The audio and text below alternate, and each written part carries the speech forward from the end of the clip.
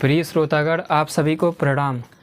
आज वर्तमान समय में ऐसी मान्यता संसार के सामने प्रचलित है कि रामायण काल में जो राक्षस थे, महाभारत काल में जो राक्षस थे, जैसे रावण, कंस, ये लोग राक्षस थे, भूत पिशाच थे। ऐसे अनेक दानव के रूप में उनकी कल्पना की जाती है, जैसे भद्दा शरीर, ताड़का हो गई, कुंभकर्ण हो गया। उन्हें इस तरह भद्दे शरीर में बड़े आकार में दिखाया जाता है जैसे कि वे कोई भूत हों, पिशाच हों, प्रेत हों, असुर हों, राक्षस हों।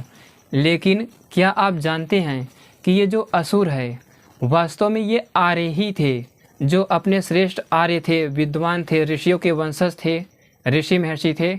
ये सभी लोग इन्हीं के वंशज थे। इनका भूतों जैसा बड़ा शरीर नहीं था। ताड़का भी एक स्त्री थी, इसी तरह कुंभकर्ण भी एक बहुत बड़ा दानव था। लेकिन दानव असुर का मतलब क्या होता है, क्या इस पर कभी आपने विचार किया?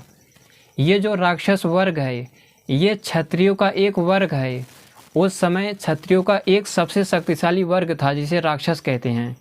इसी प्रकार गंधर्व, वानर, क्षत्रिय, हनुमान जी को भी जो लोग वानर कहते हैं वे भी सुन ले, हनुमान जी वानर वर्ग के बहुत बड़े क्षत्रिय थे, मनुष्य थे। आप खुद सोचो, हनुमान जी बंदर थे या फिर सुग्रीव बाली बंदर था, लेकिन उनकी पत्नियां स्त्री थी। कितने आश्चर्य की बात है।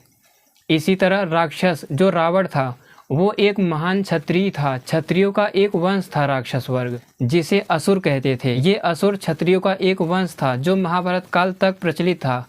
महाभारत में ये असुर वर्ग पूरी तरह समाप्त हो गया, या फिर जितने भी गंधर्व, वानर आदि वर्ग थे सब कुछ समाप्त हो गए, क्योंकि जो रावण की पत्नी थी मंदोदरी, वो रावण को आर्यपुत्र कहती थी। इसी प्रकार माता सीता भगवान राम को भी आर्यपुत्र कहती थी, ऋषियों का वंशज कहती थी।